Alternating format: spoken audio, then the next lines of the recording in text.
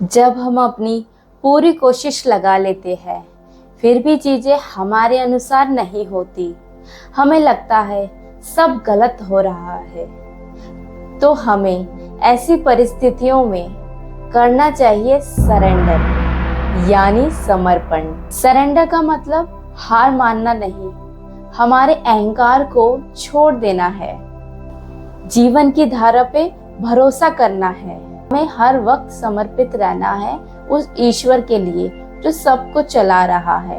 समर्पण का मतलब है मैं नहीं तू ही है, यानी परमात्मा है। हमें अपनी अहंकार, अपनी छोटी सोच और अपनी जिद को छोड़कर उस परमात्मा के आगे झुक जाना है, उस शक्ति के आगे झुक जाना है जो सब कुछ चला रही है। समर्पण का मतलब ये नहीं कि आप कोशिश ही करना छोड़ दो, ये है कि मैं कर्म करूंगा, पूरे भाव से करूंगा, बस परिणाम भगवान पे छोड़ दूंगा। जैसा गीता में श्री कृष्ण ने 18वें अध्याय में कहा है, सर्वधर्मान परित्यज्य मामेकम शरणम व्रज, अर्थात सभी धर्मों को छोड़कर मेरी शरण में आ जाओ, यानी कुछ भी करो पर मुझे समर्पित करके ही करो। जैसे कोई भी इंसान अपने रिश्ते, कार्य या जीवन में बहुत कोशिश करता है पर चीजें वैसी नहीं होती, तो वह बार बार चिंतित रहता है। जब वो कहता है मैं ईश्वर पर इसे छोड़ देता हूँ, तो भीतर से काफी हल्का महसूस करने लगता है। यही है समर्पण का जादू जो हमें भी अपने जीवन में करना है। समर्पण करके अब उसे भार नहीं लगेगा, आगे बढ़ता है। फिर ईश्वर के द्वारा जो भी होता है हमारा अच्छा ही होता है।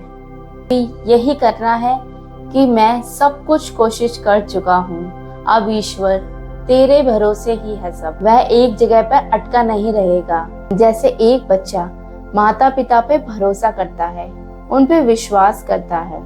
अगर उसे भूख लगी होती है तो वो रोता है या बताता है, खाना उसे मिल जाता है। बच्चा ये नहीं सोचता कि खाना कहाँ से आया, कैसे आया, कब आया, अगले दिन का खाना होगा या नहीं। अगर बच्चा जिद करता और बोलता मुझे करेक्ट इतने टाइम पर भोजन चाहिए, जैसे वो बोले मुझे आलू की ही सब्जी चाहिए, ये तो फिर व्यर्थ की चिंता हुई। जैसे हम करते हैं, कल क्या होगा, कैसे होगा, मिलेगा या नहीं, इतने समय पे होगा या नहीं। अगर बच्चा जिद ना करे तो आलू की जगह क्या पता उसे बिन मांगे पनीर मिले। तो हमारा भी यही हाल है। हम ये नहीं सोचते कि परमात्मा ने हमारे लिए कुछ और सोचा होगा, कुछ बेहतर सोचा होगा। पर्टिकुलर हो जाते हैं कभी कभी किसी चीज के लिए कि हमें तो यही चाहिए, इसके अलावा तो कुछ चाहिए नहीं। उस बच्चे की तरह अगर हम आलू ही डिमांड करते तो क्या हमें पनीर मिलता? अगर हम ईश्वर पे विश्वास कर ले तो सब कुछ अच्छे से मैनेज हो जाता है, क्योंकि मैनेज करने वाले तो ईश्वर है। क्या पता हमारी किस्मत में कुछ और लिखा हो, बेहतर हो, वो ईश्वर जानता है हमारे लिए क्या अच्छा है, कितना अच्छा है। हमें भी बच्चे जैसा बन जाना है कि हम अपना कार्य कर रहे हैं, कर्म कर रहे हैं और प्रभु पे विश्वास रखते हैं अपने माता पिता की तरह कि कल को क्या व्यवस्था वो करेंगे वो वही जाने। हम तो बस उन पे आंख मूंद कर विश्वास करना सीख ले, यानी समर्पण रखें। इससे होगा यही कि आप जीवन की डोर को भगवान को सौंप देंगे, डरना छोड़ देंगे, ये बात बात पर सोचना छोड़ देंगे कि कैसे होगा, कल क्या होगा, पता नहीं ये रिश्ता सही है या नहीं, इसमें टाइम वेस्ट तो नहीं कर रहा, अगर मुझे कुछ हो गया तो हमें यही समझना है कि जीवन मृत्यु सब ईश्वर के हाथ में है। प्रारब्ध का हिसाब भी वही रख रहे हैं, वही हमारा परिणाम निश्चित करते हैं। अगर हम ऐसा सोचेंगे कि हमारी लाइफ में जो भी कुछ आया है, चाहे वो संकट हो, कठिनाई हो, हमें लाइफ में लेसन्स देने के लिए आया है, हमें कोई सीख ही मिलेगी इससे, हम आगे स्ट्रॉन्ग बनेंगे, हम बेहतर बनेंगे, हम बातों को इग्नोर करना सीखेंगे, चाहे किसी ने कुछ भी कह दिया हो।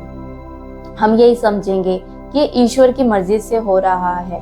हमें अपने कर्म पर विश्वास रखना है, उस पर ध्यान देना है। चाहे कोई कुछ भी कर ले, है तो सब ईश्वर के हाथ में ही। जो भी होगा उनकी इच्छा से होगा, उनकी मर्जी से होगा। अगर हम समर्पित रहेंगे तो हमेशा टेंशन फ्री होके काम करेंगे, क्योंकि हम समझ जाएंगे कि हमारे हाथ में तो कुछ नहीं है। जो हो रहा है वो हमारी सोच से परे है। जैसा हम चाहते हैं वैसा होता कहाँ है। हमारे हाथ में किसी बात का नतीजा ही नहीं है। ना परिस्थिति हाथ में है, ना ही लोग, उनकी सोच, उनका व्यवहार। हर इंसान की अपनी पसंद है। अगर हम समर्पित रहेंगे तो बेशक हम निडर रहेंगे। अगर हम ये सोचेंगे कि ईश्वर की प्लानिंग से सब हो रहा है तो हमारे लिए बहुत इजी हो जाएगा। हमारी पसंद हर व्यक्ति से अलग होगी। ये हमें समझना पड़ेगा कि हमारे अनुसार सब कुछ नहीं हो सकता, ना ही होगा। कई परिस्थितियां आपके अनुकूल नहीं होती। चाहे परिस्थितियां आपके विपरीत हो, हमें अंदर की आवाज को सुनना है, जो ईश्वर की आवाज है।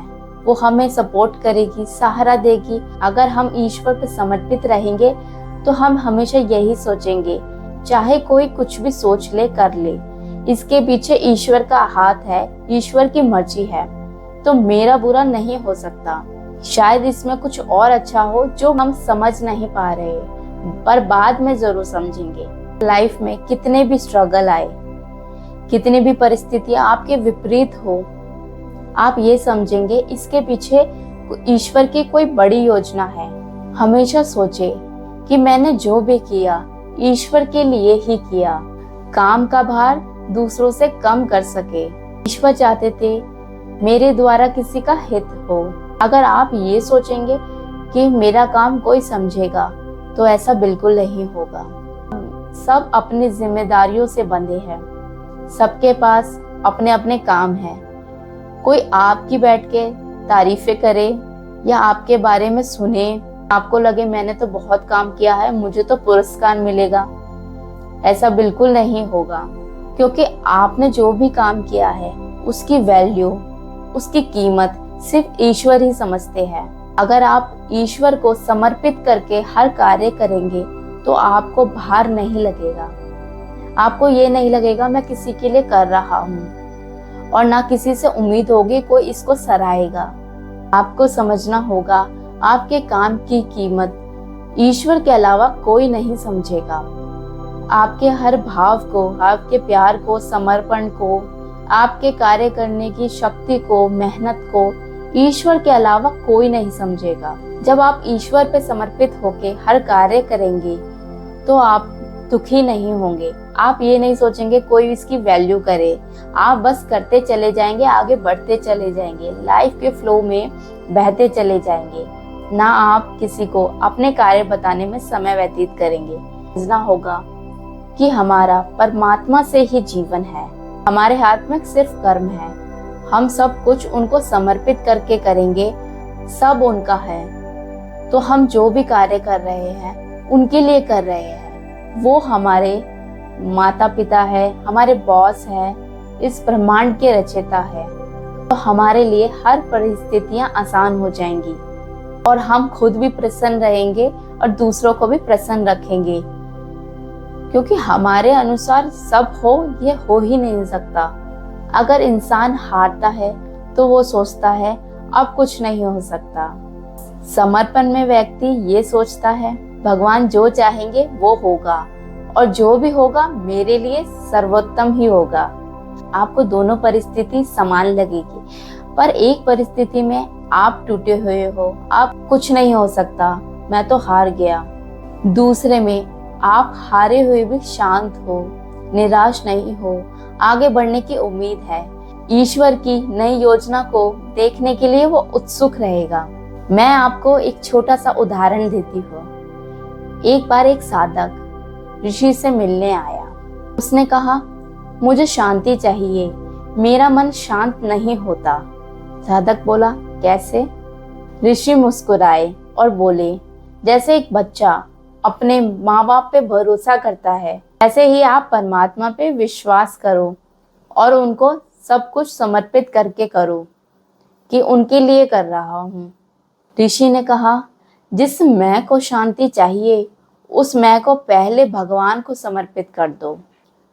वैसे तो हम सब चाहते हैं कि सब कुछ हमारे नियंत्रण में हो, पर ऐसा होगा कभी नहीं।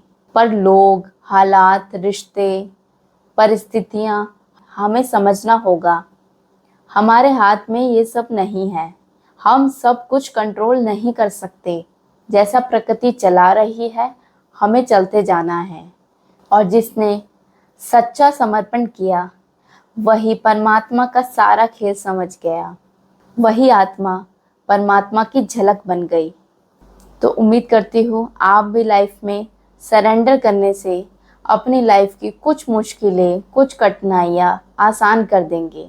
आपके हाथ में कोई परिस्थिति नहीं है तो आपको समझना होगा सब कुछ परमात्मा के हाथ में है। अगर आपको ये वीडियो पसंद आया हो, वीडियो को लाइक करें, शेयर करें और चैनल को सब्सक्राइब करना ना भूलें। मिलते हैं एक नई वीडियो के साथ।